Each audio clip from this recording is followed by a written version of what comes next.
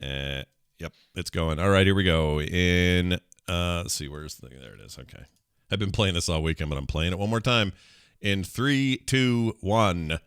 Oh, Jesus. No description can equal this weightlessness. Oh, my God. Oh, wow. Oh, I'm telling you. Oh, my goodness me. Oh, wow. I can't believe this. Shit.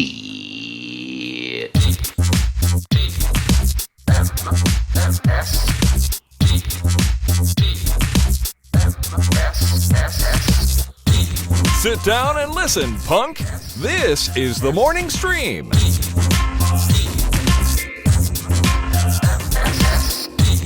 Good morning, everyone. Welcome back to TMS. It's the morning stream for Monday, October 18th, 2021. I'm Scott Johnson, and this here is Brian Ibbett. Hey, Scott, how are you? I'm okay. I got tea. I got hot tea because it's cold down here. Yep. And I don't like that. No, Listen, sir. I just got to ask you, how did you get audio of me walking into the Cosmopolitan Hotel Casino in Las Vegas for the very first time? How did you get that audio of me and my reaction? It was crazy. Amazing. Well, you've seen how much of your old prom stuff I get. It's not that hard. Oh, Jesus.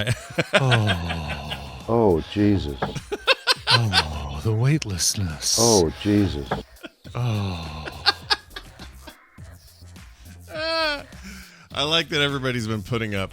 So I put up this photo of an old Kirk episode of TOS looking outside of a window of the ship, and then below it a picture of Shatner looking outside the window of the Amazon penis rocket. Yeah, right. And it's a nice little juxtaposition. It's like, here's the captain finally getting to look out of an actual spaceship.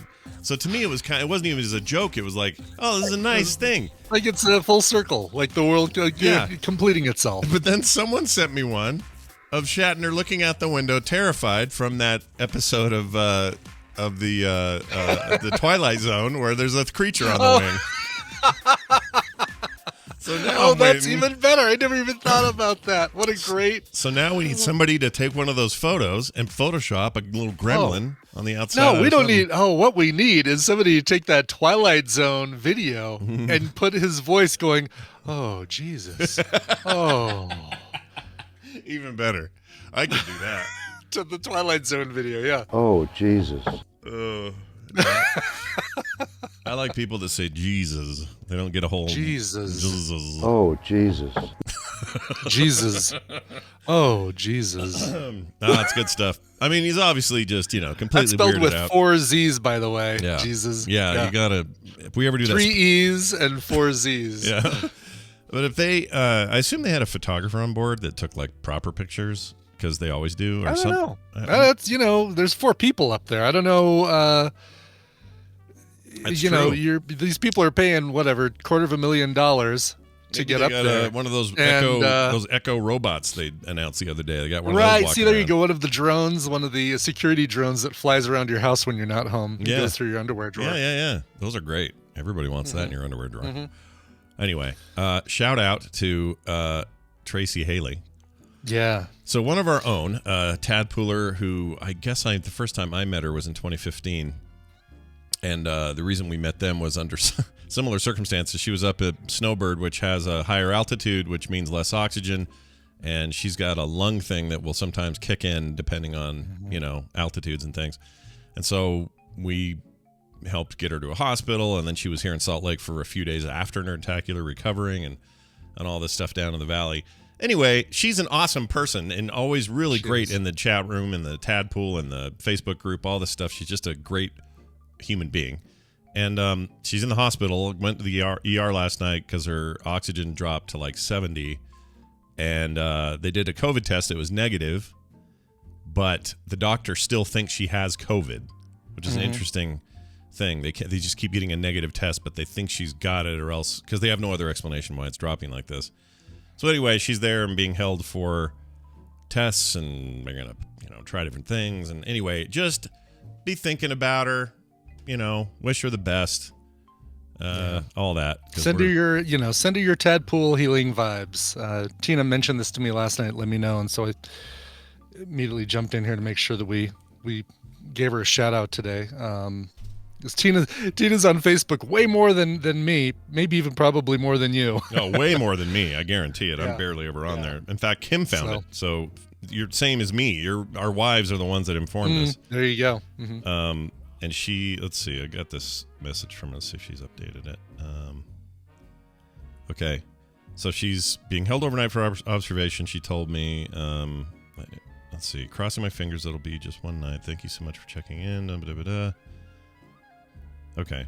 So it sounds like they're just kind of keeping an eye on her, and she's okay. But anyway, be thinking about her. You know, I know a lot of you don't even know her, but she just was one of the sweetest people I ever ran into, and I don't know. I want her to be okay. So there's that. Brian. I went out for some Thai food with Crazy Neighbors on Friday. Well, Tina and I went out for Thai food with Crazy Neighbors on Friday night. Oh, Thai food. And I love Thai. You know, delicious stuff, right? I had some. What I had? I had a 3-flavor chicken with some different curry in there. Tina gets her usual Penang. Mm-hmm. Of course, we always got to start off with some. What's the soup? Tom Kha. Well, there's the coconut. There's the coconut one. Then there's just the spicy one. The spicy one. Tom Yum. Yes, that. Oh. Tom Yum is the spicy one. That's the one I go for. And so our server comes over. Hold on, do you guys get the big the fountain version of it, where it's like a whole communal like giant bowl that's like heated the whole time you're there? That version of that soup? Well, they don't have that at the place that we go to. Okay. It's so good, so good. It sounds like you go to the Bucca de Beppo of Thai food. This is like a little family owned place in Golden, Colorado. Okay. And so we get bowls, individual bowls. Nice. And so she comes over to take our order and she says, "Can I get you guys any appetizers or any soups?" Tina says, "Yeah, I'll do the Tom Kha." I say, "I'll do the Tom Yum." Mr. Crazy Neighbor says, "I'll do the Tom Yum as well." And to preface this, I got to tell you, Mrs. Crazy Neighbor is a huge Seinfeld fan. And that's great. And so the server goes around and asks us all our soup orders, and then Mrs. Crazy Neighbor doesn't order anything, and so she says, "Oh, no soup for you?" And immediately, at the top of her lungs, Mrs. Crazy Neighbor goes, "No soup for you," which, with an Asian server, you kind of got to hope that she's familiar with the reference. Sure. Otherwise, it sounds like mocking. Sounds like a horrible impersonation. Oh, 100%. Even though the soup Nazi wasn't even Asian, it doesn't matter. Like that voice doesn't matter. Yeah. Just the way you say it as "no soup for you." Yeah. But for the record, sorry, just for the correction here, I'm putting this in our Discord. This is the kind of thing I was talking about. It's Oh yeah, okay, we've seen this. A little sterno in there, and and then just burn it the whole time, and then you're supposed to scoop out of it. And no, ours doesn't have that. Like for audio listeners, it's like a bundt cake mold. Yeah, it is. Soup. It is like a bundt cake mold, or like a washing machine opened up or something with a thing in the middle. Seriously, if you get this, comes to you at a tiki bar. It's filled with rum and it's probably on fire. Yeah, exactly. It looks like a volcano. Yeah, that soup is so. You just look at that, and that's soup. a good Tom Kha with octopus in there. It looks like and calamari. I'm seeing some scallops. Usually it's like shrimp and lemongrass and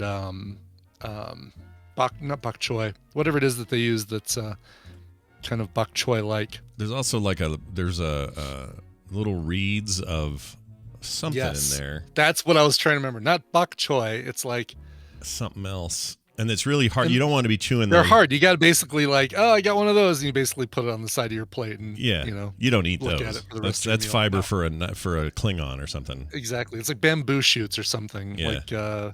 Anyway, this sounds so good right now. I know it was really good, and we had some the next day, some leftover Thai the next day. It was really, really good. I always get the drunken noodles. That's my jam. Is the drunken noodles. Drunken noodles, yeah. Our friend Dan always gets the drunken noodles when he joins us. But when Dave's there, he's already drunk. He is the drunken noodle, so no. Dave usually gets some. He gets the messiest meal he can, because it will end up all over the table and his lap and whatever shirt he's wearing. Yeah. And he always asks him the spice level. And Thai food, they in Thailand apparently they like their food really spicy. So there's US spicy and then there's Thai spicy. Yep. And so he'll say, make it as spicy as you can, and they'll say Thai spicy, and he's like, top of the Thai spicy. Dave will do that. Dave will do that. Crazy neighbor Dave will do that. That's great.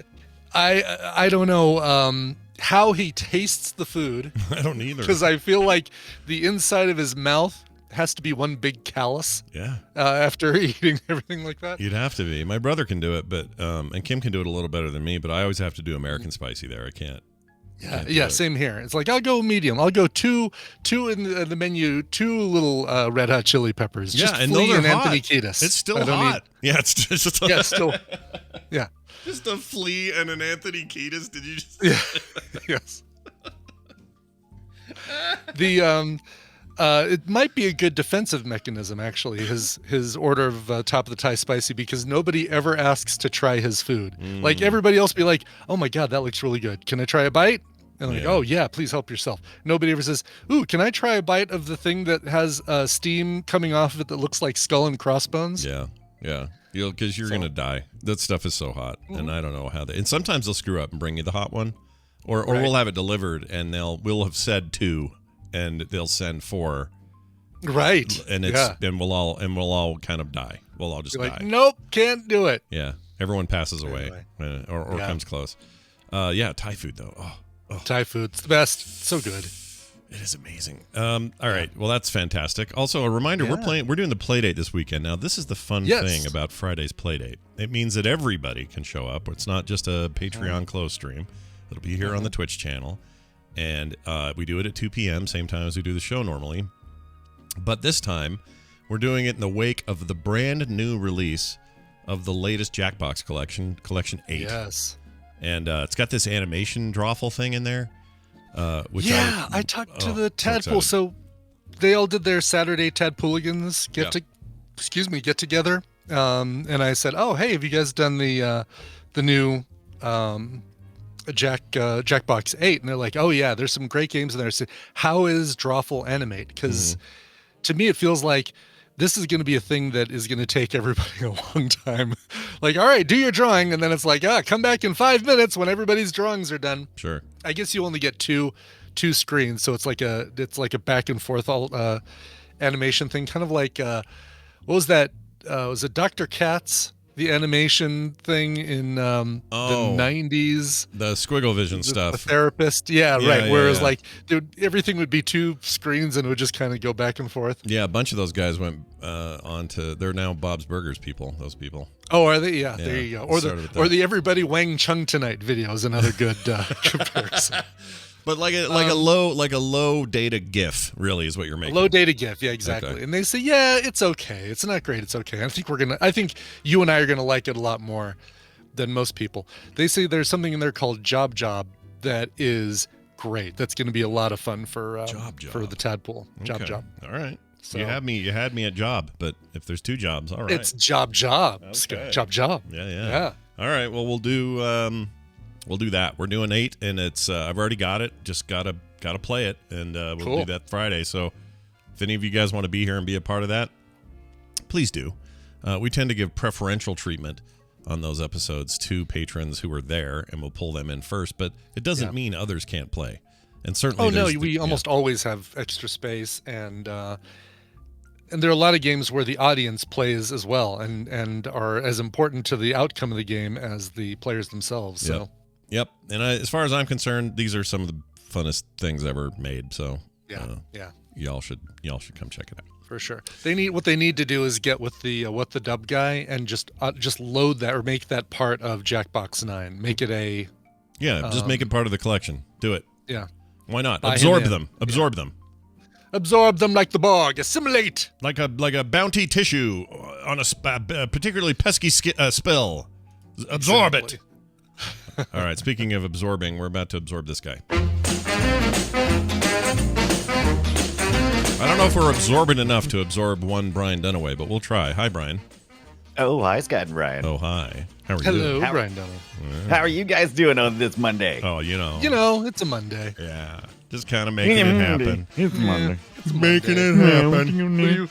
What do you want from us, man? Yeah, what do you want? What'd you call for? What do you need to... Oh, we I called want you. you to be excited about Monday. Oh, no.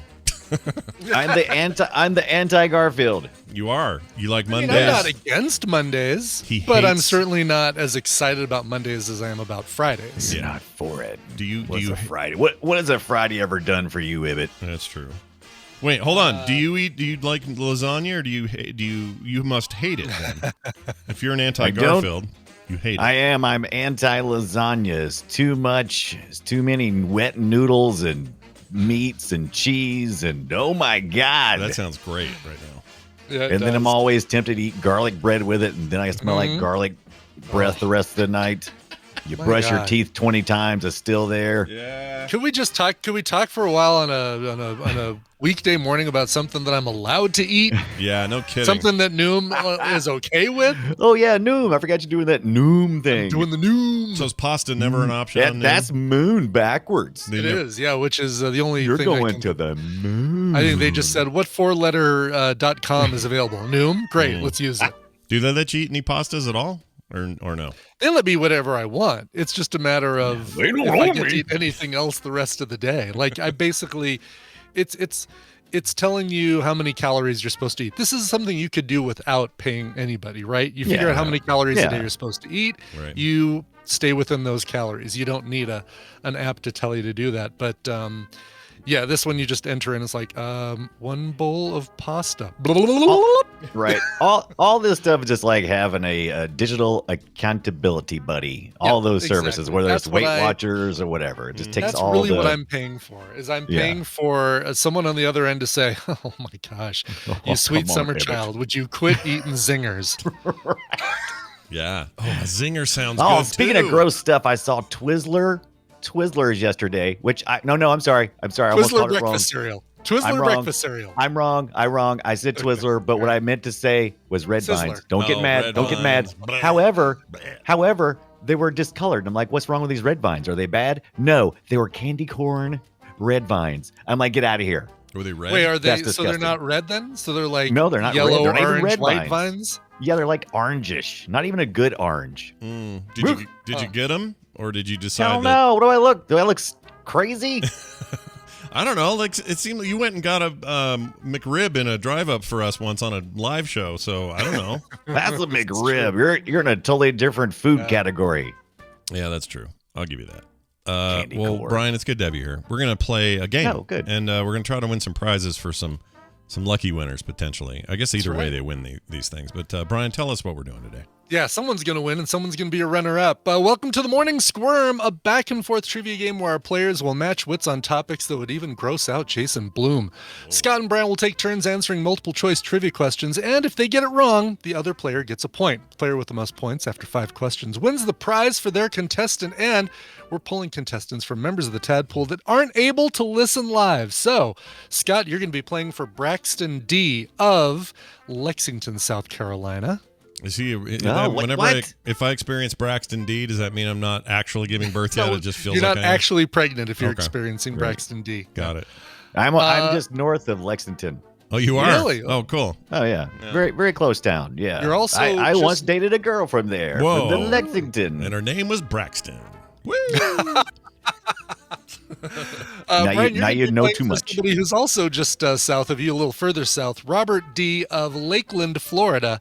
Oh, So, yeah. Braxton East Coast and Robert, represent today. Yeah. there you go. Pretty cool. Yeah. Lakeland. I've heard of that before. Why have I heard of Lakeland? Yeah, there was a newspaper in Lakeland, Florida that I went to, and I can't remember Lakeland. We live in the Lakelands area here in South Gazette. Carolina. Gazette, the Lakeland. Probably it's something like that. Lakeland Times, Tribute. Lakeland Gazette. Yeah. Tribune. Lakeland Tribune, maybe? Maybe. Yeah. All right. Well, we got I'll double bet, you, G's I'll today. bet you Robert would be able to tell me what the Lakeland, Florida newspaper is. He probably could. Guess what? Those aren't the questions, unfortunately. Otherwise, you guys would have done really well at them. These, I think I think Brian won last time. So Scott, you're going to go first. You know what's funny? What's that? I can never remember if I've won, but I'm pretty sure I have not won every time. But every week it seems like you say Brian won last time. Yeah. So I don't think know. the last 2 weeks I've said that Brian won last time. I'm pretty sure Brian won last time because I was excited that the better game, I think, went to the person. Oh yeah, who I repped something like for. that. Yeah, That's right. Oh, and I should tell you, the games our players are playing for are West of Dead, Atomic Crops, and Heaven's Vault. dude. Yeah, West of Dead is excellent game. Yeah, Love so that is game. Atomic Crops. Atomic Crops is like Yep, farming meets dual stick shooter roguelike. Really? It's amazing. It's amazing. A dual stick shooter farming game? Yes. Oh my god. Take that corn. Yeah, you're raising like mutant like plants and stuff, and then you gotta keep them protected. Atomic Crops is awesome. Oh, that sounds like fun. Yeah. And then what do? You like sell those off to Red Vine, and they make some kind of crazy ass candy corn. Yeah, and then they show up in your Yeah. local Publix or whatever, and then you go buy. Now you this is buy. actually the Cracker Barrel. Oh, well, I'm sorry you had to go there. The Cracker Barrel's they're trying to change their image. There's Are a they? big old giant sign when I walked in. It was like, "Hey, we welcome all people," and it was like it was this very. Welcome. I'm serious because they've gotten a little bit of a little bit of stigma over the years Yeah, of being of course. catering to a specific type, and now they're trying to change their image a little bit. Which is I think great that's because, I think that's great, and I hope they do. But the fact Yeah. that in the year 2021 of our Lord, they have to have a sign up that says "We accept all people" is really Yeah. really telling. Yeah. Well, it was more eloquent than just that. But yeah, I was just glad to see that because we've always had a diverse group of people in our Cracker Barrel. Where I live, we're very mixed. And just in many nationalities here. Believe it or not, we're very mixed here in South Diverse. Yeah, you're Yeah. diverse. You're a diverse. You're a melting pot of sorts, right? Right. Would you say that? Yeah. Okay. And Cracker Barrel is a company that wants your money, and they don't care what you look like or who you No. are. That's right. And It they're- all spends the same. You got money in your pocket? Bring it on in. Plus, they have a pretty good chicken fried steak. I'll say that. For Yeah. them. Yeah, it's not And, bad. Yes. and not very good grits. No. Oh, I might. Bland. No. Well, Bland. okay. Look. Regionally speaking, the Cracker Barrel where I live, the grits are pretty good. Okay, that makes sense because Okay. there are places in this world where, like, you go to St. George and they have that Taco Bell down there. You're gonna have the best Taco Bell of your life, and Right. I don't know why it's better there. I have no idea, but what I assume is in South Carolina, maybe somebody takes a little more time with the grits over there at Maybe the local that's Cracker it. Barrel. Yeah. They've got let's say that's history. it. Yeah, let's say It's that's it. authentic. It's like Scott was saying. If you have authentic cooks in the kitchen, Yeah. you're gonna get authentic food. Yeah, maybe. Unless the franchisor, the lords come in and go, no, we make them Roll. bland. We make them bland for a reason. You're fired. You know? Grits are supposed to be watery and Put all that flavor in there. We gotta spread that out over all the grits. We can't afford flavor. Don't open that flavor packet. Right. We can't afford The answer is flavor. A. Yeah. I'm going with Yeah. A. You're going with A? A? All right. Alright. Well, why don't you Yeah. hear the question first? Oh, yeah, you should do Oh that. yeah. Yeah. Brian, 81% of surfaces in a hotel room have traces of what on them? Is it A, fecal matter, B, sperm, C, blood, or D, urine? Wow. My de facto answer has always got to be fecal matter. So I mean, why would I? You're not Anytime gonna there's a change? question about the coverage of something, Yeah. it's always fecal matter. So Well, I you got to never go bring A. a black light into a hotel room ever. Right. Like, just never. Yeah, of course, it's gonna look like a Jackson Pollock painting in there. It is fecal matter is correct. Fecal bacteria found on most 81% of surfaces in a hotel room. So when they say surfaces, they just mean everything. Desks, that side Right, table, like the alarm clock, the whatever. table that the TV sits on, the two end Right. tables, the I'm always curious. I'm always curious how they get this data. Is it like a very small sampling? They go into one, hotel in the middle I of imagine nowhere. it's Is based it- on more than one hotel. I mean, Yeah. it's Yeah, I would probably assume so too. yeah, it's What do you- probably what do they you probably do- go to what do you 100 do all day? hotels. Yeah, I What don't do know you what. do all day? I scan the hotels randomly for fecal matter. That's my Right. job. Yeah, And I your- report back. Your for selection trivia better questions. be more than just one hotel. If it's just like one Super 8 hotel in the middle of Omaha, Exactly. that's bad. Yeah, and you better be going to like the Courtyard by Marriott. You better be going to Yes. Ritz-Carlton, better really give us a wide sample of price. What bugs me is your other parts of your list there probably are also there, right? Like, so there's poo, but then there is a fair amount of sperm, and there's probably a decent amount of blood, and like all that. Yeah, it's all in there.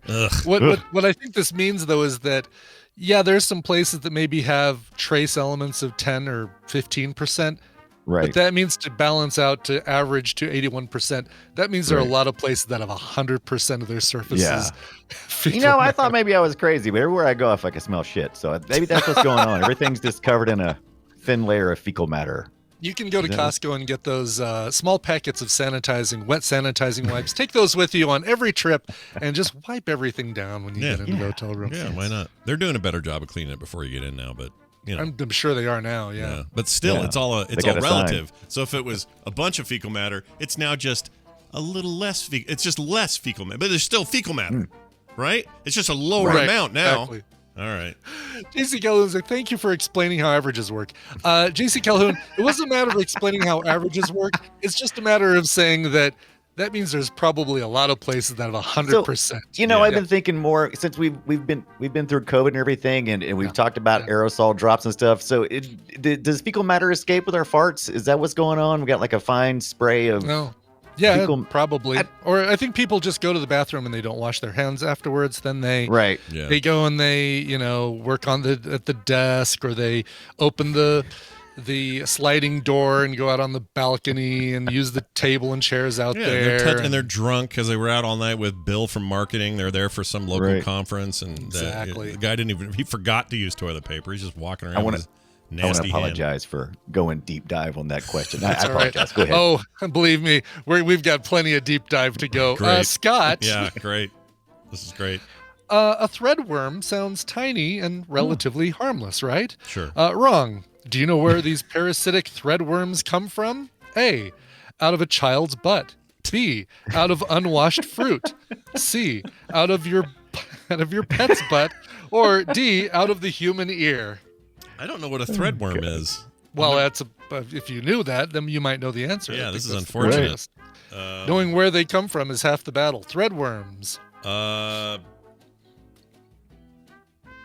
I mean, it seems strange that it's just a kid's butt, not any butt, but I feel like the worms are always in the bacterial nightmare zones. It's got to be butt. Kid's butt. Baby butt. Kid's butt? Yeah. Kid butt? Kid's butt is absolutely right. Yeah, out of a kid's butthole. Yeah. That's where threadworms come from, and believe me, even that's heard where of they that. can stay. Threadworm? Did they find that in the fecal matter at the hotel? Like 81% of kids' butts contain a threadworm. Right. Oh my God. Marriott kids. So wait a minute. Yeah. So a threadworm is just like a. I don't know. Then you're not going to be sitting on Grandpa's lap for a little while. No. I don't want no threadworms. Are you kidding me? Well, I assume they're not good. You don't want them.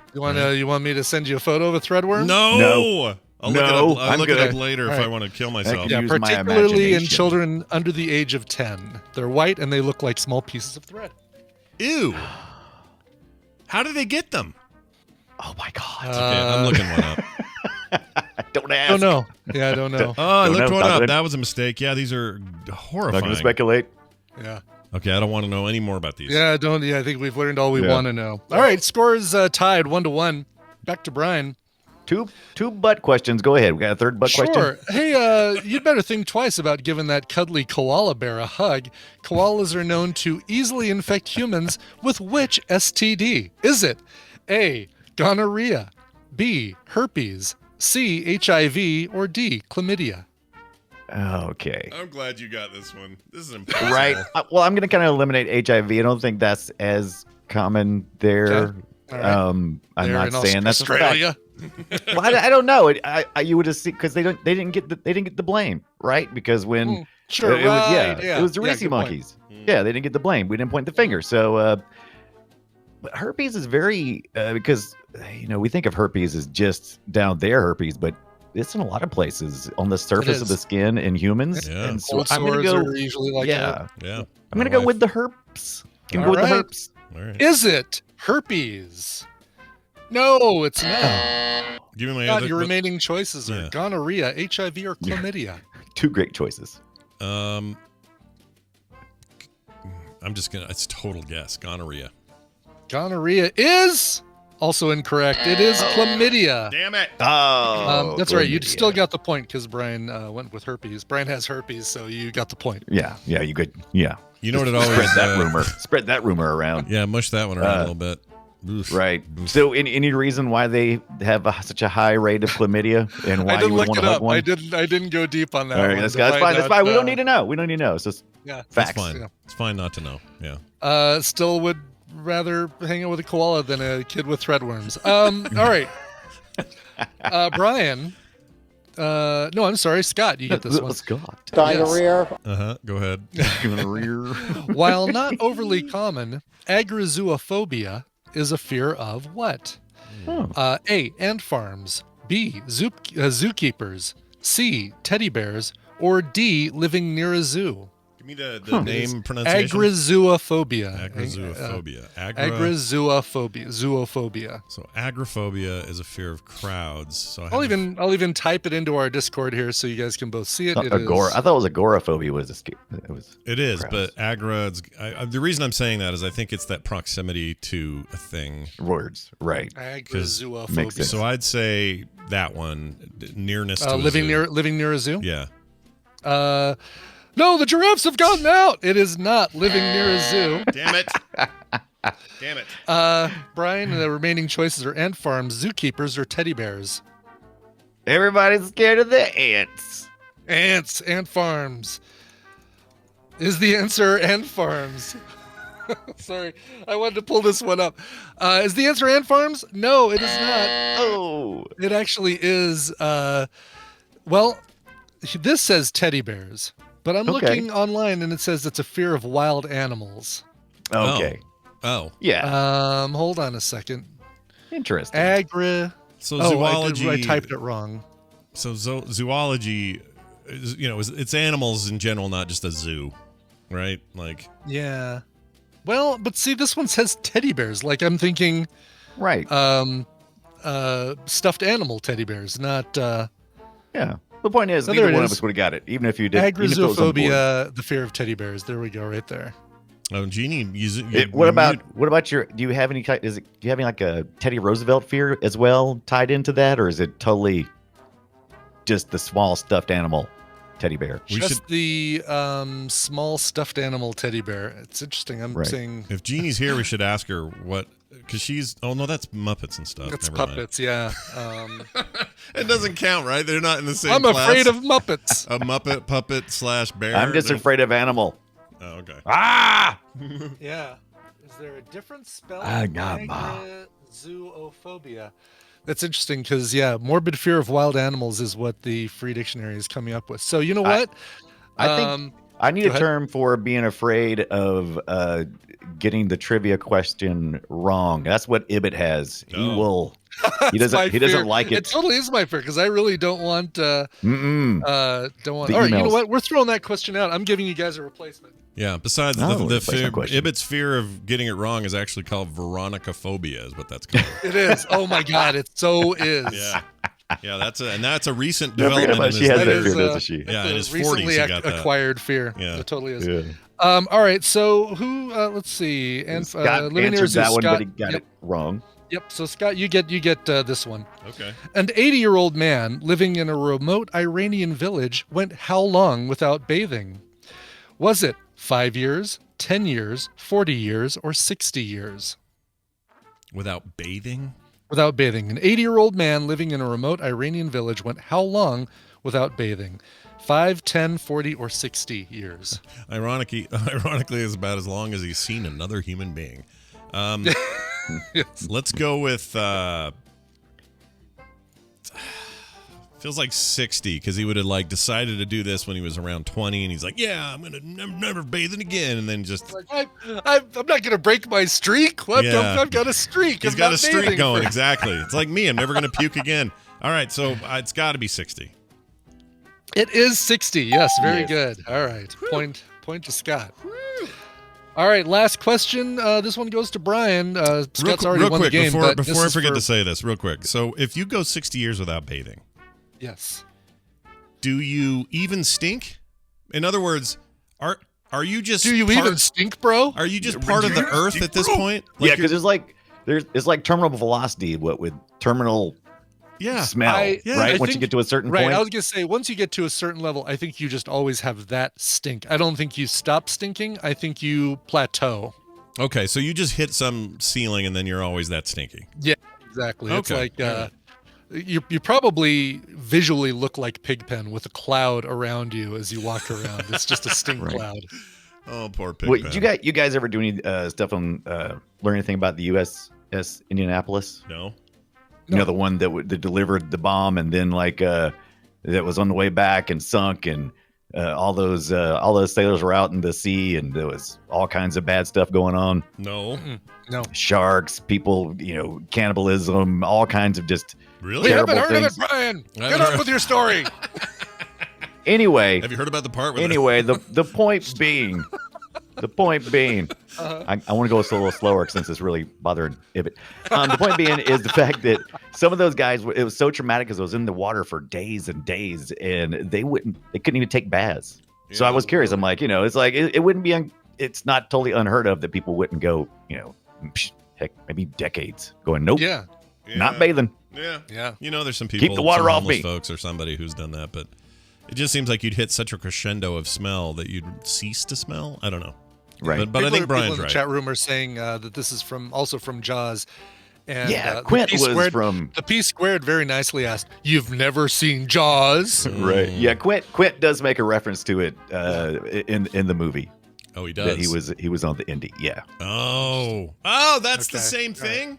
Oh, I didn't know that was the reference. Okay. Right, man. Not bathing. Smell like death on that ship. Wow. We're gonna need a bigger boat. Quint. Yeah. We're gonna need a lot more speed stick. That was we watched that for Film Sack. We did. Yes. P Squared. So your question is invalid. It's moot. Yeah, it's moot. MOOT. But I had one more question, right? We also remember a lot more from Jaws than Quint's story. Yeah. Oh yeah, there's sharks and other stuff in it. Yeah. Yes, the other things. Yeah. Brian, you get this last question. Hey, better think twice about committing a crime in this country. If you get caught here, the conviction rate is 99%. Is that country Japan, Iceland, Afghanistan, or Singapore?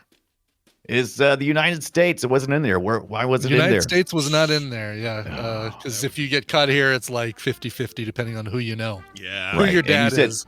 And you said C and D was what? Afghanistan and Singapore were C and D. How can you not say Japan, Iceland, Afghanistan, Singapore? I mean, but Afghanistan. it feels like that's just the catchy question, right? So I'm gonna go with Singapore. Sure. Okay, Singapore, where that poor kid got caned. No, it is not Singapore. Scott, do you have a guess? Japan, Iceland, Afghanistan. I think that this is going to be a weird question, and that it's probably something weird like Iceland because they're damned efficient or something. So I'm going to say Iceland. Because there's so few people there. And there are few people, like, yeah. Yeah, because that's actually true because the percentages are going to be all out of whack because it's less people. All right. Is it Iceland? No, you still get the point, but the answer is Japan. Japan has a 99% conviction rate. Damn. Well, it sounds like there's some innocent people in jail if you ask me. Well, it sounds like it to me too. It sounds like probably. Or they're just really, really efficient at getting to that. I don't buy that. I wonder how the Yakuza fit into all that. Maybe. But that's interesting. Now I want to know more. I'm a bit of a true crime kind of guy. I love looking at that stuff. I'm curious now. Well, Brian, you can do some research. You can look it up. You can find out, and then you can let us know what you found. I'm still working on research from last week's podcast that me and Scott decided to go deeper dive on. Oh, right, yeah. And cartoons don't have a lot of murder and convictions in it, so yeah, that may not be as good. Well, all right. Look, I won. That means who won here? Braxton D. South Carolina. Yes, Braxton of Lexington, South Carolina wins. Yeah. West of Dead and Atomic Crops, but don't worry, Robert of Lakeland, Florida. You're going home with Heaven's Vault. Yeah, very nice. As a runner-up prize. Really good prizes. Those two top games are insane. I haven't played Heaven's Vault. I'm sure it's good as well, but We don't send you guys no crap, okay? That's the right. rule. We don't give you no crap. All we need you to have is a Steam account, and you're set to go. And all these games, by the way, that are on this list are all playable on old-ass hardware, too. So if you don't have something brand new, you'll be okay. Cool. We're not giving away AAA freaking, this isn't, must isn't have Cyberpunk. I don't know what the top of the line thing is anymore. It's 38 like would be nice. M1 is what I'm familiar with. That's not it. Today you might get something new. I Yeah, don't know. M1X. Yeah, that's the rumor. We'll find out later on the Apple event. All right, hey Brian, you're great. We did a film sack over the weekend, and it was good fun. I'm told by numerous sources, a bunch of emails, a couple of tweets, people really liked the final 20 minutes or so of the show.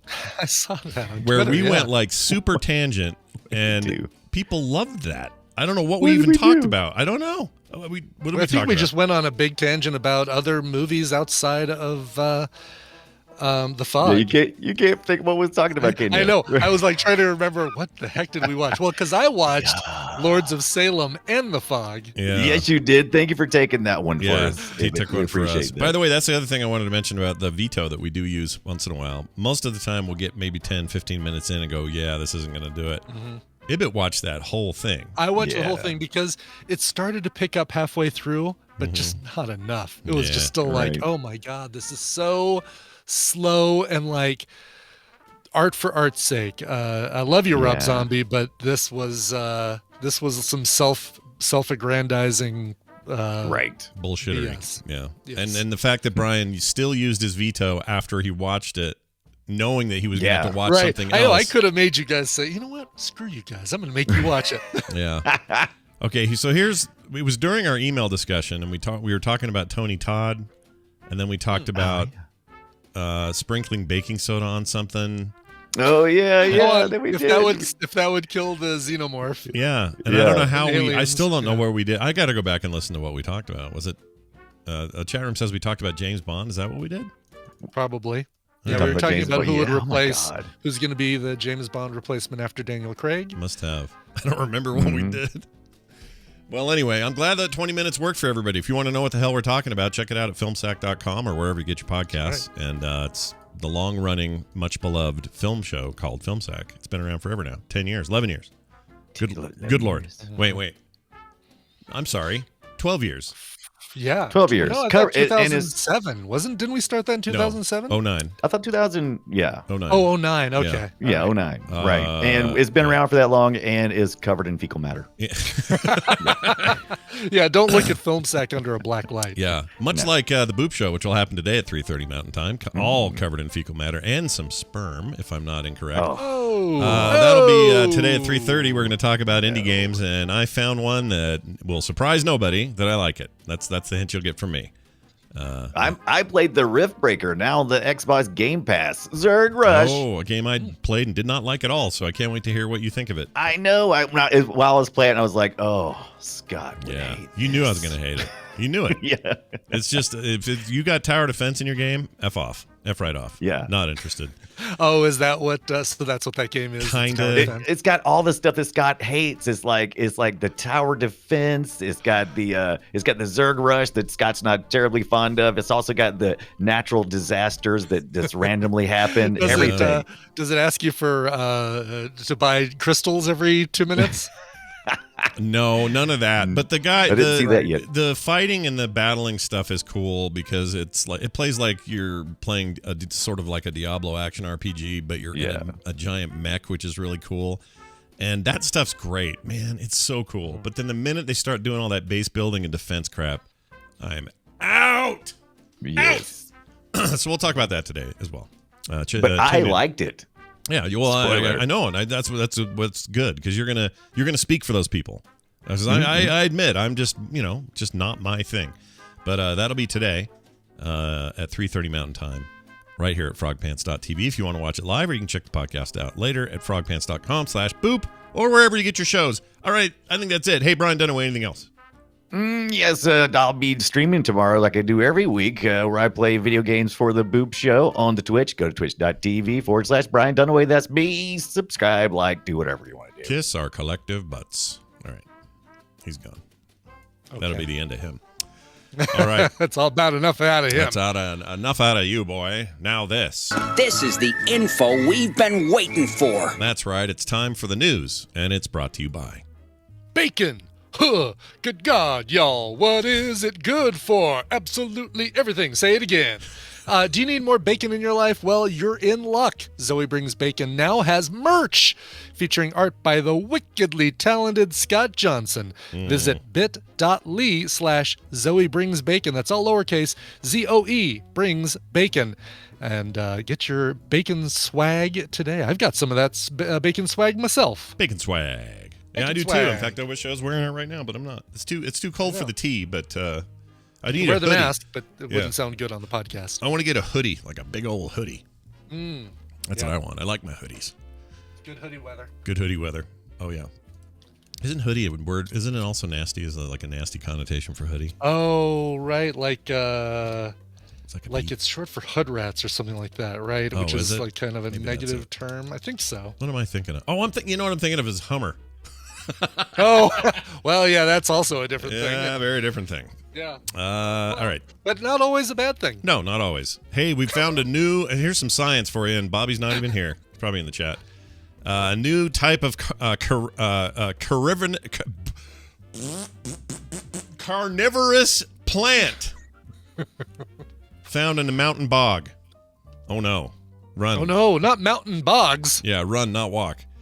If you hike through a mountain bog along the west coast of North America in midsummer, there's a decent chance you'll run into a false What? Asphodel? Asphodel. Asphodel? Asphodel, I think. Asphodel. Never heard of that. Asphodel. Trianthra occidentalis. I think so. Yeah. And look at this. Look at the brain on Brad. An unassuming flower that shoots up dark green stalks with white blooms. As it turns out, the false asphodel found from Alaska south to California has been hiding a secret from the human race. It's a carnivore. No, don't get too close, Martha. Yeah, so they did some research, and it turns out it says here it's the kind of plant that turns the tables on animals and eats insects, which is quite cool, says Dr. Lin, who is now a postdoctoral researcher at the University of I can't read. At Toronto. Why can't I get that word out? What is that? What is Toronto? I would have lost the bet if somebody would have said which word in this news story is Scott going to have trouble with. I would not have expected Toronto. Toronto. Or carnivorous, for that matter. It just matter. looked wrong. All right, that's a cool story, but let's talk about the carnivorous human being and fake tuna, okay? Because this is important. Okay, is it Jared? It's not Jared. It's not Jared, no, is it? Okay. Jared. Didn't he? Okay, I have it in my head. I really do have this in my head that he got shanked in prison. Is that wrong? Oh, did he? And he died. Jared Subway. Boy, it sounds like a clickbait article, doesn't it? Well, he's still alive. Still alive. He's in prison. Okay, Yeah. so that didn't happen. I don't know why I thought this happened. Or he got shanked in a bathroom or something. Is that weird? He did. He got assaulted by another inmate. Yeah. The attack left Fogel with bleeding nose, swollen face, and scratches on his neck. Let's see, but I don't see any shanking. Okay, no shank. No shank. All For a right. while, he was in Inglewood, which is near Littleton, where the Spagnolos live, in the Federal Correctional Institution Oh my lord! down here. But now he's in El Paso County, Texas. You think there's probably a phobia of living too close to a prison? Wouldn't you think? Think that exists? Oh yeah, there's got to be. I mean, I kind of would have that phobia. Yeah, there's people. We have an area listen, right near our prison where people live, and I think they're probably freaked out all the time. I would be. I saw Raising Arizona. I know that half a mile from the prison and some muddy stuff, John Goodman will crawl out of a hole and scream at the rain. Right, and that's just his normal day. Oh, here Yeah. the TMZ article: Jared Fogle beaten and bloodied in prison yard ambush. Ooh, he's ambushed. Is that the scratches and? Yeah, let's see. Looks like it. Mhm. There's the guy that beat him up has a nickname who I do not want to say. It's yeah, that's his last name. That's this guy's last this name. is his I saw that in last name? Wikipedia as well. Yeah. Oh yeah, this was he got jumped in the rec yard in Inglewood Prison in Colorado back in January. Wow. Okay. Well, good luck to you there. This is back in 2016. I don't know how he's doing. Yeah, exactly. It's 5 years in El Paso. I imagine he's had a lot of $5 footlongs. Oh yeah, dude. If you know what I mean. Yep. That has nothing to do with the news article, though. Yeah, you're right. Subway gets $5 million fake tuna lawsuit thrown out of court. This was kind of a big deal a while ago. There was a big suit going on about how their tuna is fake, and they went and tested it and couldn't find any actual tuna in it. Subway Restaurants Incorporated recorded a big win Thursday. All dolphin. Yeah, all dolphin all the time. Against two plaintiffs who sued, claiming the restaurant's Subway sandwich tuna sandwiches weren't really tuna. The lawsuit alleges that that all of the customers pay a premium for sandwiches containing tuna. Subway's tuna's subs lack tuna and are completely bereft of tuna as an ingredient. That's in the suit. That language. That's great. It sought $5 million in damages. Okay. Wow. Look, I'm all for fraud correction. Yeah, holding places accountable for what they for their promises. But $5 million in damages? What damages? What was damaged? Depends on what it really was. If it wasn't tuna, like if it was broken glass, then sure, okay, I could see the $5 million in damages. But if it was whitefish or cod or some like a cheaper fish, then a cheaper. Basically, I think that is what it turned out to be, is a cheaper fish. In an 8-page order, Tigar, that's the judge. I'm the coolest. It's the coolest of all the animals. He explained that this is not a situation where Subway possesses the missing information. Rather, he wrote, plaintiffs are the ones who can identify which statements they saw and relied upon, and where they saw them. In the lawsuit's current form, he reasoned Subway cannot properly defend itself against a complainant that does not identify the misstatements it allegedly made. So they can't actually point to statements that said, this is 100% tuna and is absolutely tuna for sure tuna. They never really said that. It seems like that would be something that they would have said at some point. I just think you should be able to look at the menu and go, it says tuna there. Right. Yes, exactly. There's no asterisk saying mostly tuna. Yeah. Yeah. Also, tuna spelled with 2 O's, like crab spelled with a K. Exactly. Hey, do you ever do that thing where I just did it? I pointed at the sky for my story, and then my hand came back and tried to grab the brim of my hat. It's not there. I'm not wearing it. You ever do that? No, I've never done that, but that's great. That means I'm wearing a hat too much, is what that means. That's what that tells me. Or not enough if you reach for it and it's not there. That's a good point. All right, that's it for news. We're going to bring in our pal Steven Schleicher after the break. Bill Duran is on assignment, not really administrative leave. Yeah, he's on a little mountain trip. I'm excited for him. He's on assignment in Beirut. Yeah, there you go. Fallujah. We'll talk to him from the scene next time. But before we do that, we need to take a song break, and I assume you got the memo and brought one. I did. Phil Ludens wrote in and said, hi, I have an Indie in the Middle request. My nephew's band, Tiny Voices, their debut album is coming out October 15th. That was this last Friday.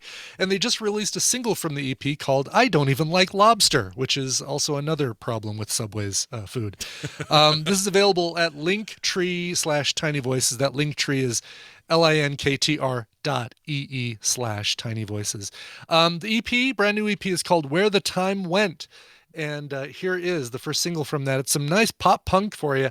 Here's Tiny Voices and I Don't Even Like Lobster.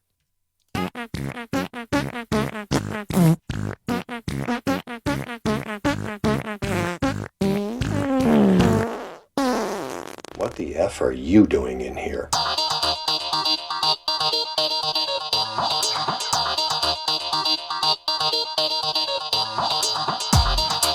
Money is honey. This is the morning stream.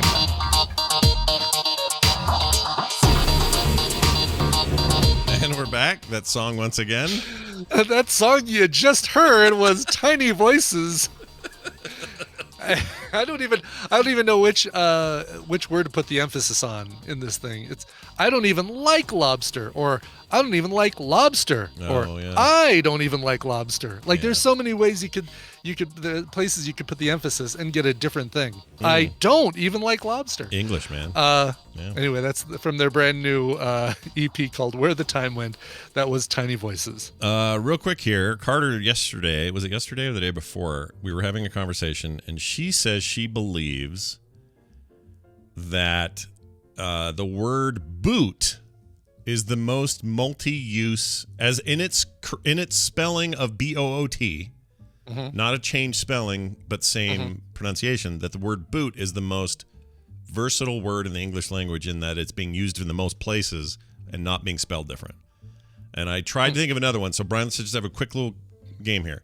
All right. So let's think of all the different ways you can use boot. Obviously, the shoe is a boot, or the footwear is a boot. Yeah. The giving somebody the boot means getting rid of them. Right. Also, like to boot. Right. This, and it's got that definition to boot. To boot, right? Whatever that is. Yeah. You got the car or the trunk. That's a boot. Oh, right. Okay. Yep. What was the other one? Carter's in here, I think.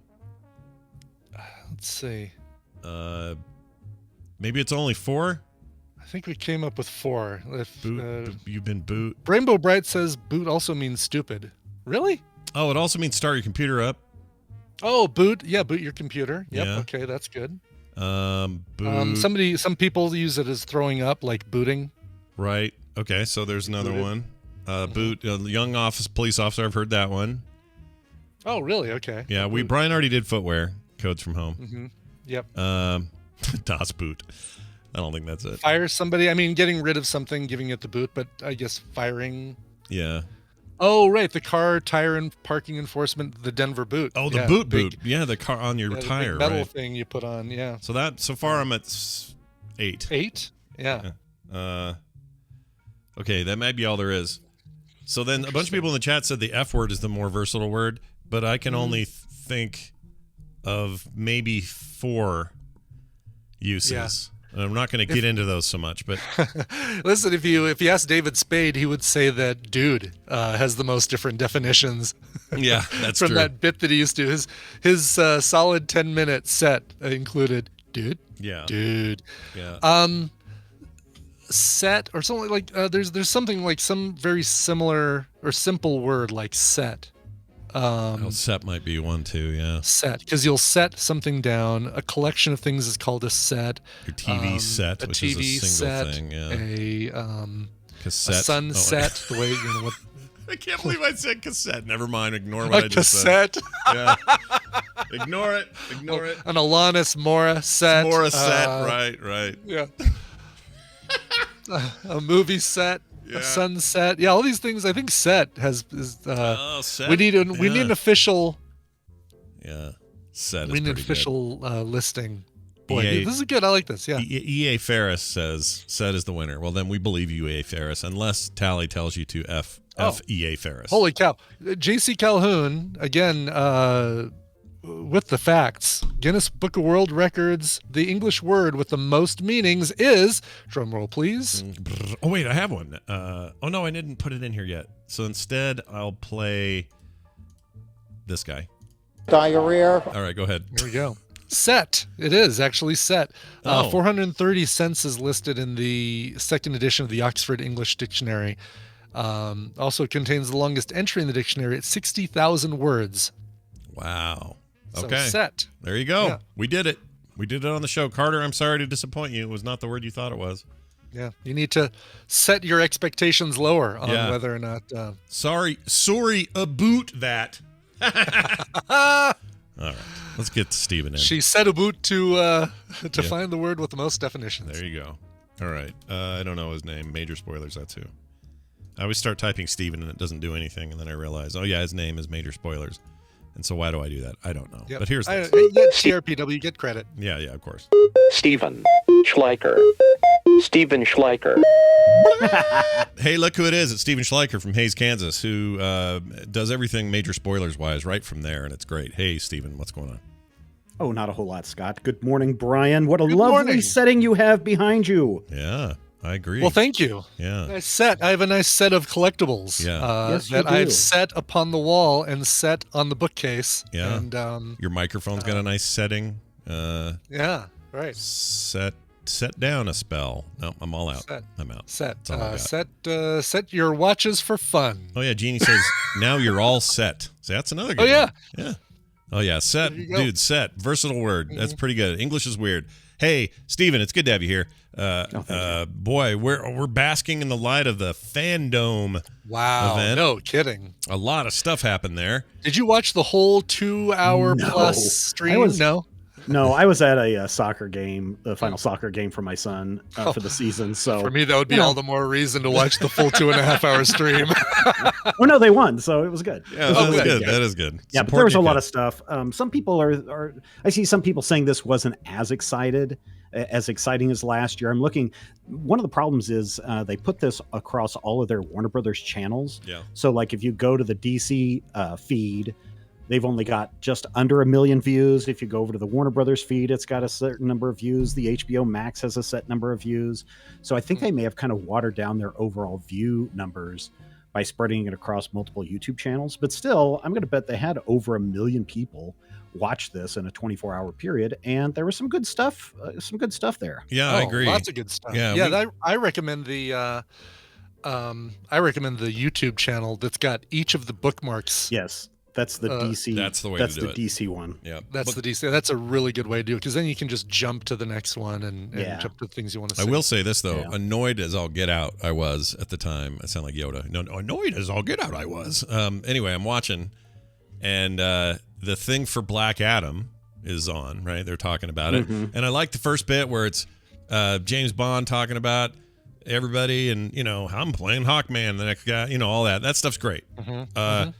But then they said, and then finally, the man who ties it all together, Dwayne Johnson. Blah, blah, blah. And then out comes The Rock and spends another 10 minutes talking about how cool their movie's going to be.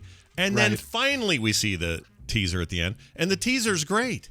But holy crap, it took them long enough to freaking get there. So some of that pomp and circumstance isn't really my jam. I just wish they'd get to the To meat be of honest, the damn thing. Yeah. that's kind of how a San Diego Comic-Con Hall H presentation would be. Yeah. Yeah, I believe it. Yeah, exactly. And maybe even a The little last- bit longer. The 'cause- last 4 minutes are the trailer, and before that, it's all this. Oh, we're just so excited to bring this thing to you. Can I have some more pancakes, please? Yeah, no Yeah. kidding.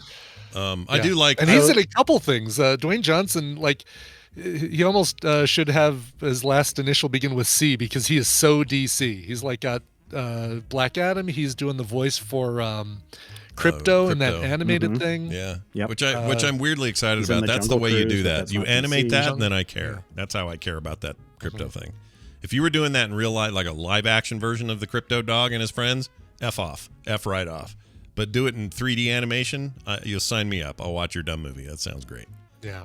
Yeah, so we got a few kind of teasers of some movies that are kind of still in production. Black Adam, of course, just went into post-production. And to be honest, the teasers that they showed us, I think those were some of the stand-in effects because they didn't look very good. I thought him electrifying that guy till he disintegrated looked all right. Watch it again, Scott. Watch it on a big screen. That's one thing that I would recommend is if I watched it on our HD television and I was like, oh man, there's some weak moments in that. Oh, Really? We also Oh, same no. thing with Aquaman. We just got a little bit of a tease. Same way with the Flash movie. We just got a little bit of a tease of that. Well, stuff. yeah, we didn't even get a teaser trailer for Aquaman. We just got Momoa No, just some talking about behind the scenes stuff. Yeah, which looked really cool, and some of the animatics and stuff looked great. But Yeah, the thing with the Flash thing, the big highlight of that was hearing Michael Keaton talk over the damn thing because we know he's coming back as old Batman in that. Yeah, we get to see multiple Flashes. We're going to potentially see more than one Batman. I know.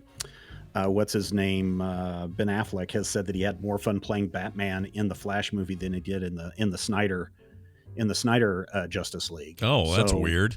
Yeah, So how's that going to work? We're gonna. How do What do you you mean, how's that gonna well, what I mean is, if you've got, You can have multiple. It's the multiverse, Scott. I know it I is, mean, but Marvel isn't the first one to create this. no, I know that. But it's not that. It's just that So that will make it canon that Ben Affleck's in a different universe than Michael Keaton, than Robert Pattinson. He's in the same universe as the Flash is, just like the TV. Did you watch the big CW crossover event 2-3 years ago? No. So yeah, they actually kind of reference that, because at one point as Barry Allen is running around and the multiverse is collapsing, he runs into Ezra Miller's Flash in that. Yeah. So they've definitely set it up that all of these things exist in a multiverse. Okay, that's fine. They can't go too crazy with that. I like that stuff in the comics most of the time. Sometimes it gets a little out of control. I'm not saying they have here. It'll be fine. Like Infinite or the upcoming Doctor Strange business may just completely do that on Marvel's side and totally might F it up. I don't know, but we'll see. Yeah, and if you've seen the What If series, that explores the multiverse as well. Yeah, so. well, 100%. Does any of this take place in the Joker movie universe? The recent Joker? Not that I have seen or heard. Yeah. Okay. Not saying that they won't do some reference to that, but not that I've seen. Because that takes place like in 1980 or something, right? So you can't even really do Pattinson Batman because Joker would be like 60 years old or something, 80 years old. Although I don't know how old. Actually, do we know what the era is that the new Batman's in? Is it supposed to be modern? I guess I saw some cars that look kind of modern, but his car looks like a freaking muscle car, and it's badass. Yeah, it is. Yeah, and that goes back to that Year One series in the comics where he's trying to find a car that will work, and so he's using a muscle car in that first year. Also, artist Francesco Francavilla has a great little set of conceptual art that he has done called Batman 1972. And if you guys haven't, go and check that out. That stuff is really, really awesome looking, and you might be able to see, I think, a little inspiration drawn from his art into the movies. Okay. Well, let's talk about that trailer for a second. So it was basically their master work of the presentation, I think, or the thing that they kind of held off on the longest. A new Batman, a new trailer for the new Batman, all that stuff. Going into this, I'm already sold because I think Matt Reeves makes really cool movies, and I'm not at all worried about it because I just think that dude's awesome, and he's one of those directors where I kind of sight unseen expect to enjoy myself, regardless of who's in it. I think it look great. That's the kind of Batman I want. All the talk about it being truly a detective thing is amazing. What's his name is unrecognizable as the Penguin. I don't know how they did it. Right. What's his name? I can't think of his name. All of a sudden, Irish guy. Claire, help us. He played a Deadshot. Gleason? Yeah, no, not Gleason. Not Deadshot. Bullseye. Bullseye. I can't think of his name. Colin Farrell. Jeez. Farrell? Colin Farrell? That's Colin Farrell, Brian. Can you believe that? I did not recognize that as Colin Farrell. That's crazy. He really pulls off kind of a Robert De Niro kind of vibe. Yeah, very much so. Yeah, even when you know that it's him, his face. Even when you know it's him, you still can't see it. I can't. See Colin Farrell or Colin Firth? Colin Farrell, not Firth. Okay. Yeah, definitely not Firth. I mean, they're nice. They're both nice Collins, as far as I know. They're good. They're adequate Collins. Yeah, they're adequate Collins. Of all the Collins, they're adequate. In the top. Yeah. Colin Quinn would beat them all. Did you guys? I mean, does it get you more excited about that movie or less excited about that? More movie? Excited. I'm stoked. I kind of, after watching it, just even that opening sequence where it's like dark, rainy, Gotham City, neon lights on the pedals. I was like, yeah, I'm not really that interested. No, I'm completely 100% into this. This is my kind of Batman. I want it dark and gritty. I want detective-y business going on. I'm down for all the detective business. I'm down for that. This feels very much, if you watch it, it feels very much like almost like a Seven kind of vibe going on as well. So, I can get behind that stuff. And looks like we're getting Riddler as the big bad, Catwoman in there as well. And no sign of the Joker himself, but we get the Joker's gang, or we get a bunch of Joker followers, it looks like. Yeah. And that could say a lot about which Joker, if any, they would include here. Right. And I'm hoping we don't get a Joker. I'm hoping they don't overload this with a lot of the Rogues Gallery. Yeah. I feel like Riddler and Catwoman is plenty. Yeah. Well, and Penguin. You got 3 now. Oh, and Penguin. Yeah, right. Yeah. I forgot. This is Batman during his early years where he's just pissed. And I think, it's the year one stuff. This isn't Batman where he's older now and he's trying to raise young Dick Grayson. It's not that. This is a different time for him, and I really want that story. So every time there's a new Batman of any type that's coming out, everybody spends months going, Heath Ledger is the Joker. That sounds terrible. I can't believe they hired Heath Ledger. And then it ends up being amazing. So all I'm saying is there's a little Nolan in here. There's a little bit of the comic vibe going on. I like dark Batman tales. I'm in. Yeah. I'm all in. Are we getting the parents in this one? No. My understanding from what I read yesterday, there's no pearls falling on the ground. There's no origin story. None of that stuff. Behind the movie theater business. Okay, good. Apparently, this just jumps into Pearl like behind the movie theater. Big detective story right from the get-go. That's a whole different movie. Yeah. So I hope not. I mean, I should say that everything I read seemed to say that it's not, but yeah. I mean, I'm gonna watch it. Don't get me wrong. I was just like, oh, okay. I kind of see some repeating bits or some set pieces type stuff that kind of has me a little concerned. But I like that if you watch all of the stuff that's been released, it's like we're gonna light this thing with no lights, and whatever light is coming from the little record light on the camera, that's what's going to illuminate our scene, and that's it. So it's very dark. And if you watch just his recent work, the last two Planet of the Apes movies, you will get an idea of Matt Reeves' tone in terms of his direction style and stuff. I love it. I think there's something about it that's just like really, really great. So we'll see, man. Like, I'm not expecting the world to alter and be crazy, but I do expect that to be more of what I'm interested in from a single story about Batman. If you're going to go Justice League, let's say they do the Justice League over again and they get far enough away from the Zack Snyder stuff. Don't go dark with that. Batman can still be brooding and kind of an a-hole and not trust everybody, and that's fine. But just brighten that thing up a little bit and get it more in line with the way the Justice League is, and you can do a lot of stuff tonally to improve that. And I don't know if Robert Pattinson hangs around for that stuff. If DC movies are from now on just sort of, they're not all acting in the same places. You got a Joker movie with a whole different actor, and then you got other Joker being in other things. Like, I don't know what their plan is to like bring all that stuff together. But maybe this multiverse thing is the way they do it, and they just treat it all as separate. I don't know. But that's something that they've been doing for, it feels like a decade now. Back when, now I forgot her name, was in charge of DC, they basically said, we're just in the business of telling stories. It doesn't matter what universe they're set in. And we can kind of see that in what's going on with DC Comics now, where you have stuff that's far set in the future, some stuff that's set in the past, some stuff that's set in a alternate timeline. And so, if people are into that, I mean, yes, I like Batman a lot. I don't want every DC movie to be a Batman movie, but if every Batman movie tells me a different story and it requires a different James Bond to go and take down the bad guys, I'm okay with that too. Yeah. Did you read any of that Future State stuff? That's some of it. Yeah, it's a mixed bag. There's some of it's really cool. The Future Gotham stuff's pretty good, but some of it's not good. Like the Suicide Squad Future stuff is just kind of bad.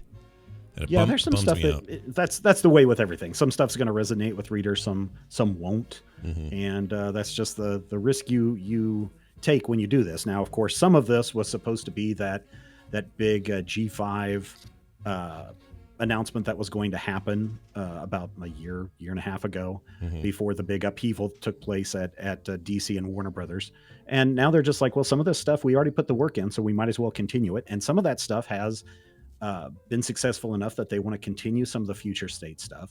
Some of it has not been as successful, and so you can see them rolling back into other stories that resonate with readers. And the other thing, my takeaway from the Black Adam stuff was, as soon as the guy introduced himself, and I don't even remember the name of the actor, but he says, "I'm playing Hawkman."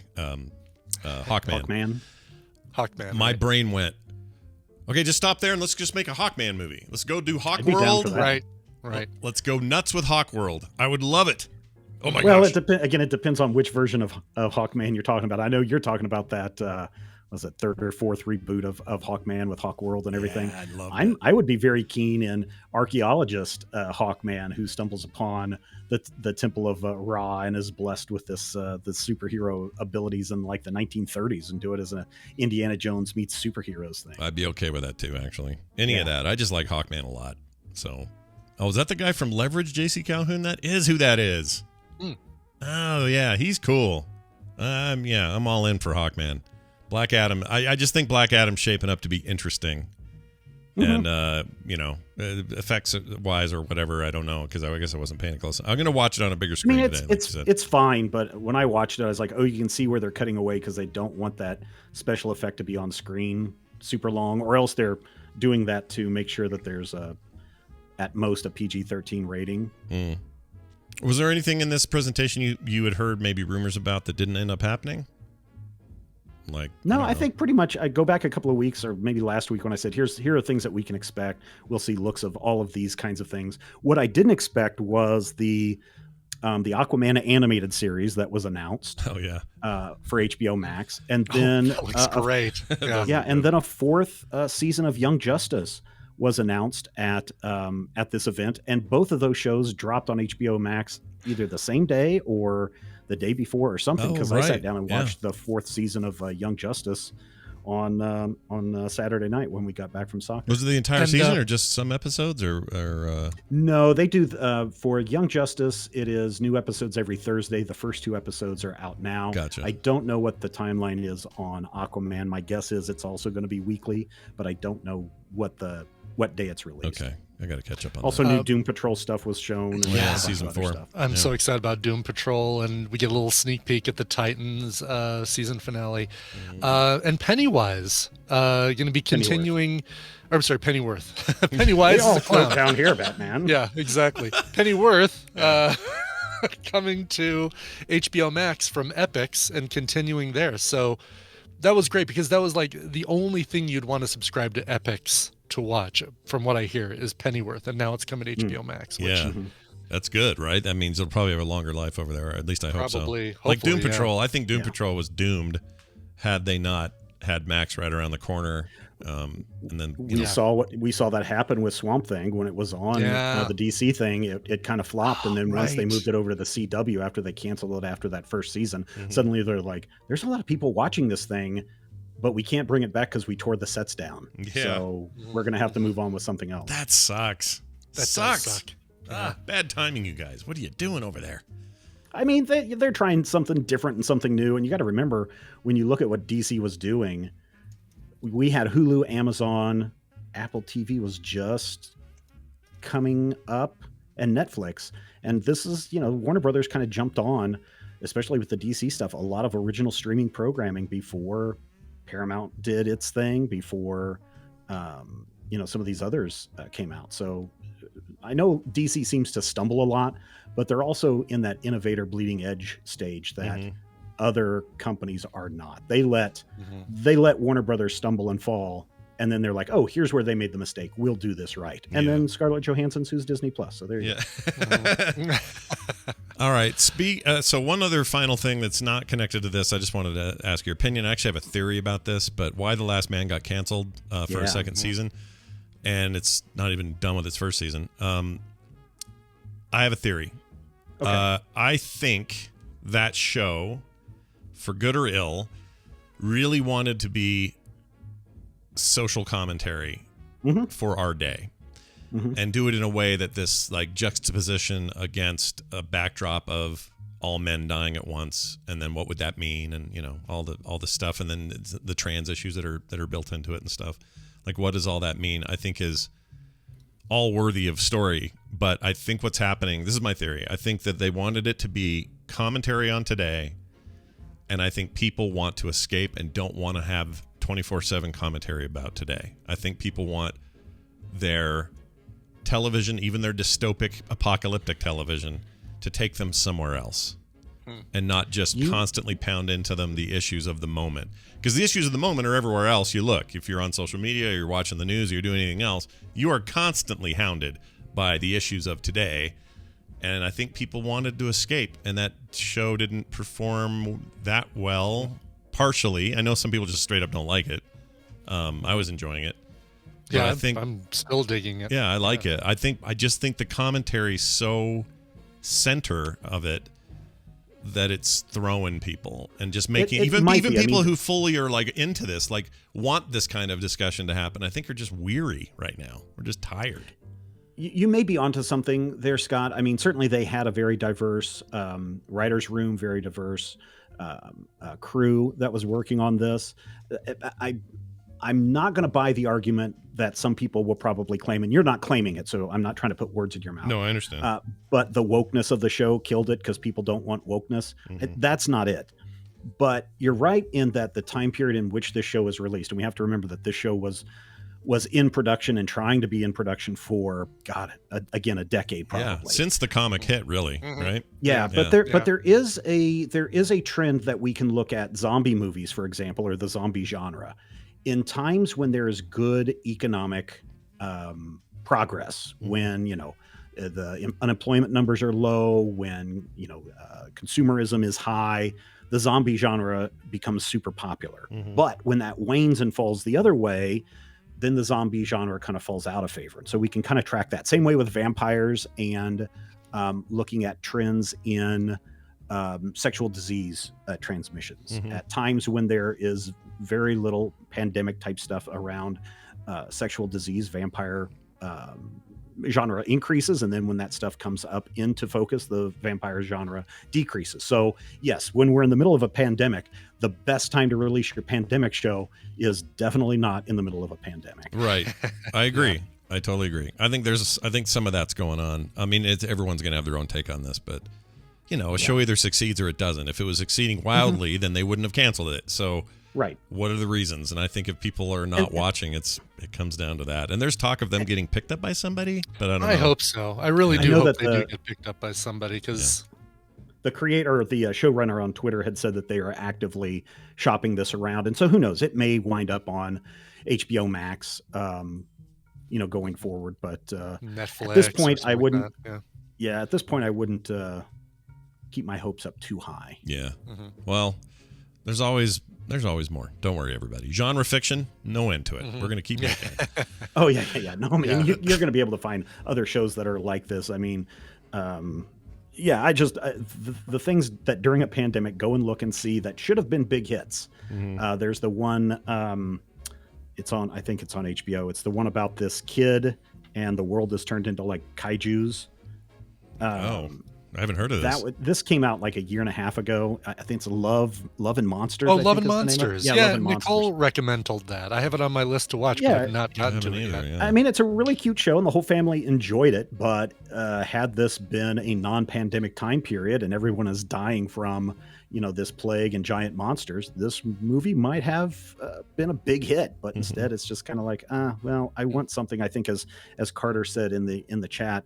I want a distraction from the real world. Yeah. And, I get it. And I think that's probably what is part behind why The Last Man. That's why I couldn't stand any show this last season that had a Zoom episode, like where the characters were on Zoom talking to each other. I just couldn't watch it. I can't do it either. Yeah. I can't even go near them. I don't even if there's a hint that that's what's happening, I'm off. I can remember there was remember the horror movie where somebody gets killed on a Skype call? And then this is years ago, though, right. like before the pandemic. I can't even go back. Johnny in that one or something. Yeah, something like that. And I don't want to go back now. I don't even want to see that freaking thing. Not because I'm scared of it, but because, I just have zero interest. Like, take me away from all of this is what we want these escapes to be. Not let's go further into it. It doesn't mean you're being ignorant or denying what's happening. It's the opposite. It's too real. And so when you're faced with the reality of whatever's real, you don't want to turn on the TV and go, okay, give me more reality. Let's do more reality all the time, nonstop. I mean, I don't want to speak for everybody. I'm sure somebody loves it, but I don't. Yeah. I mean, Captain Kipper points out there in the chat, maybe this is why comedies and musicals were so popular during and after World War II. I mean, there weren't a whole lot of grim and gritty World War II movies in the 1940s because who wants to think about that stuff? Right, exactly. And certainly we can look at another data point. We can look and see that during the Vietnam War, when they were showing soldiers' bodies on television, that is when we start to see the public views on being involved in the Vietnam War start to wane. Yeah. Well, here's I have a this just in, by the way. Go ahead. Disney just announced that a slew of their upcoming releases, mostly the Marvel films, have been pushed back a matter of months, probably because of the pandemic and stuff like that. Doctor Strange has been moved from March 25th to May 6th. Thor: Love and Thunder from May 6th to July 8th. Black Panther, which was going to be on July 8th, and now it moves to November 11th. Indiana Jones 5, which was going to be July 29th, moves to the next year, June 30th. And then some untitled Disney live-action movie that was on July 14th has been removed from the schedule. Darn it, because we're all looking forward to that one. Man, the that untitled one was Disney movie is my favorite. Actually, That continuing franchise. that, Marvel's moved, Ant-Man and the Wasp: Quantumania moved. Yeah, that's the problem with the connected universe, right? You affect one, and they all have trickle to down. do it. All like dominoes, yeah. Well, plus they can't compete with each other on the weekends, the same weekends and stuff. But see, here's the thing. Here's what I believe to be true, and I'm not saying this to get a laugh or anyone to give me shit about it. The reason I love Mad Max Fury Road so much is that it's the kind of apocalypse that if we ever get too close to it where it's uncomfortable, we won't have televisions to watch it on anyway. Do you see what I'm saying? Like, to get as bad as things are in George Miller's world, we would have to be to a place where watching Mad Max Fury Road isn't even an option. So that's why it's still the greatest and amazing. And you can watch it anytime, no matter what the world's doing. Okay? Right. All right. You'll never be able to watch it on a TV show if the universe goes that way. If the world if it goes that way, way, we're done with TVs. TVs are out. Yeah. There's no film. Somebody in the chat said that, the reason why they're moving it is because the production crews are on strike. The IATSE negotiations were passed, I believe, late Saturday, early Sunday, and now it's going to go out to its members to ratify that. But the IATSE spokesperson said that this was kind of like the Hollywood ending that everybody wants in their stories, in that they pretty much got everything that they wanted in that. So I don't think that that's the reason. I think that everyone knows the flu season's coming up. Everyone knows that the Delta variant hasn't gone away. And I think they're just looking at, are our theaters going to be as filled as we want it to be? Yeah. I bet they want Indiana Jones 5, though hopefully they're not delaying production too much. Harrison Ford is a national treasure and is getting up there in age. But I bet they want that movie to open at $1 billion. And if they open it now, we saw with Shang-Chi that it maybe get 300 on the opening weekend, something like that, or less. And it's just a month and a half delay for Doctor Strange. It's not too bad. Yeah. It's not a big deal, but I can imagine that they're still keeping that in mind. And how do we maximize profit on this thing? Yeah. Well, it's an interesting time that we're in. I still say the best stuff is happening on home services, including this weekend for Dune. Ooh, Dune! You guys, Dune is going to be out on the 22nd. You realize? What? Dune. What is this Dune thing? Dune. Oh, is that Dr. Dune? Is that the Marvel Dune. thing, Dr. Dune? Is this the re-release of the 1980s classic? Yes, it's This that is one. it's a reboot of the Dino of the David Lynch. Dude, I'm so excited. I will kill him. That's all I can think about right now. We're having a whole viewing party. We're going to have some friends over. It's going to be great. Kim's making wings. It's like Super Bowl. Because you like having should that make shared some- experience watching something, right? Yeah, exactly. Yeah. But we're doing it here in the house. Yes. We're not going to the theater. Anyway. No, but that's the same argument could be made for why some people like movies in theaters. Yeah, no, exactly. Yeah, I can agree. understand that. I'm not going to argue on that, Brian. My personal preference is I hate movie theaters with a passion, not because of the experience, but because of the people. Yeah. Because of other people. Yeah. Because of other people. 100% agree with that. Yeah, if my shared experience could always be shared with people I like, then theaters would be amazing. Yeah. All right, Stephen, we've said all we can say, I believe, and there's always more though over there at Majorspoilers.com. Is there anything in particular you'd like to keep our eyes peeled for? I would say this week we're diving into another Ed Brubaker story in the form of Fatale, Volume 1 and 2, over on the Major Spoilers podcast, so people can go and check that out. But as we start to get into these late days of summer and things start to fall from the trees and everything starts to stir up pollen and fungus and all that stuff, make sure you keep those airways clear and stay hydrated. Fungus. Oh, man. All Fungus. right. Be careful. Fungus. There's a fungus among us. Hydration, clearing the fungus. Damn. All right. Always good to have Stephen here. Thank you for For joining us. Now, Brian, it is time. Not a Monday morning mashup. It's actually titled a bonus mashup, Nailed the Read, it's called. And Jamie says this is one of his favorites, he tells me. Oh, good. All right. I've not heard it, but we'll call it the Monday morning bonus, not Monday mashup. Okay. All right. Enjoy. Coming up at TMS. Coming up at? Jeez. Coming up at TMS. And Steven Schleicher and Bill Duran making things and comic stuff, major spoilers, and more on this episode of The Morning Stream.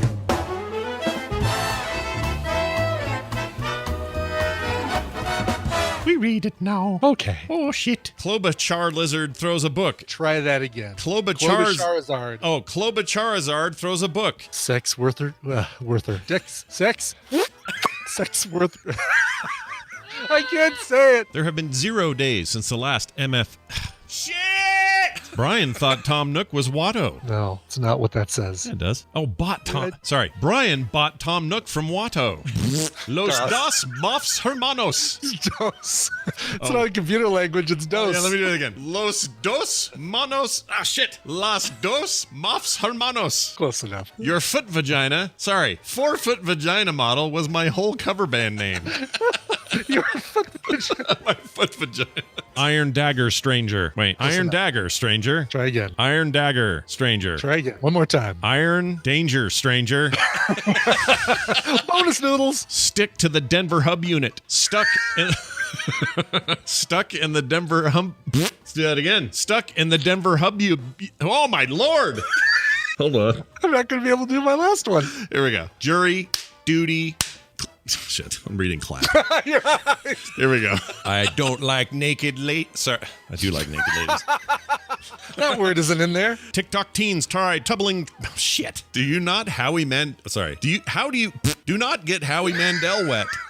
Take your wife or somebody like you. Try it again. Take your wife or somebody like you. Somebody you like. How am I doing that? I don't have dyslexia. I don't know how I'm mixing these up. Let me do that one more time. Your wordlexia. Japalino Jickups. Jalapeno. Let me do that again. Jalapeno Jickups. Words you never want to hear your mother say. What is bukkake? The nut part is emphasized. That's a poor order we put those two. But anyway, that stuffed bear has a Twinkie in its shit. I did it. I did it again. Why is Twinkie in there? All right. Bobby Frankenberger, and Hyman. I whatever. You added a Steinman and it's perfect. It's great. Therapy is easier when they're all it's your poop now. I thought it was more of it. That made me it's your poop now. I emphasized the wrong word. It's your poop now. It's like Doc Brown at the end of Back to the Future. Marty, it's your poop now. That was a professional read by professional men. That's right. Did you hear how efficiently we did that? That was amazing. Without any error or stumbling or anything. Nope, we nailed it. That's a really good one. That was fantastic. Oh my gosh. That's nicely done there, Jamie. Is Jamie in the chat today? Jalapeno Jickups. I remember that one. Man, that made me laugh so hard. I can't stop choking now. Well, Jamie, good job. As always, you killed it. Nice job. That might be my favorite as well, Jamie. Well done. Yeah, that's a great one. Very, very good. All right. That's it for the show. We've got a show tomorrow. So, regular morning business. Mm-hmm. We'll do that. And then the whole week's pretty normal until we have our play date on Friday. And boy, are things abnormal on that day. And your weekend that you're at your dad's is not a TMS issue, right? I don't think. It's Halloween weekend. I'm going to miss TMS PM, or we'll have to figure out something for TMS PM because... oh, right. You're there. We do travel that day, but maybe... I don't know. Maybe there's something... We'll figure something out. Yeah, we figure something out. We got a fix for Film Sack, but obviously it's going to affect Film Sack. Yeah, we might have to do something. Yeah, we'll figure it out. Yep. All right. Well, that's all great news. A reminder to the fine folks at home that we are literally propped up and made whole by your patronage at patreon.com/TMS. Please continue to do so. That'd be great. I'm sending new artwork to the printers today for the new month. Very exciting stuff. If you want to get in on that, that's how you do it. Patreon.com/TMS. Also, I'm told by Dave that, not your crazy neighbor, but Frog Pants West or East's Dave, Michael, that the card game, Rock Runners Incorporated, is up on the store now because we've shipped all the Kickstarters. So all Kickstarter people have gotten their ship. Now, you may not have, some of you in like European countries, you may be still waiting, but you're tracking numbered up and on its way sort of stuff. So you should be seeing that very soon if you haven't already. For everyone else who was like, oh, I missed the Kickstarter. How do I get in on this deal? Go to frogpants.com/store, and there will be a link for Rock Runner's card game, Rock Runner's game mat, all that kind of stuff available now if you missed the boat the first time. Okay? Ooh. All right. I think that's everything. Yeah, it is. That's it. That's everything. That's all we got. Yeah, themorningstream@gmail.com. Keep those emails coming. All right, Brian, let's get out of here with a musical selection from your vast library. Sure. This one goes to a longtime listener, sadly recent not being able to be in the chat room, or before Tank Girl. I mean, recent. It's like 3 years since I think we've seen her in the chat room, sadly. Been a while. Before Tank Girl says, howdy, boys. It's that time of year again when I catch up to you. I'm 52. We did it. F you, COVID. Double 80s bird to you. My birthday is Sunday, which was yesterday, so you can play this anytime this week or next. Whenever Happy there's birthday to you! There you go. The request, I would like to hear Ring of Fire by Social Distortion. If not that, then any rocking punk band covering a song. Thanks, and hope to see you all next year. Signed, Before Tank Girl.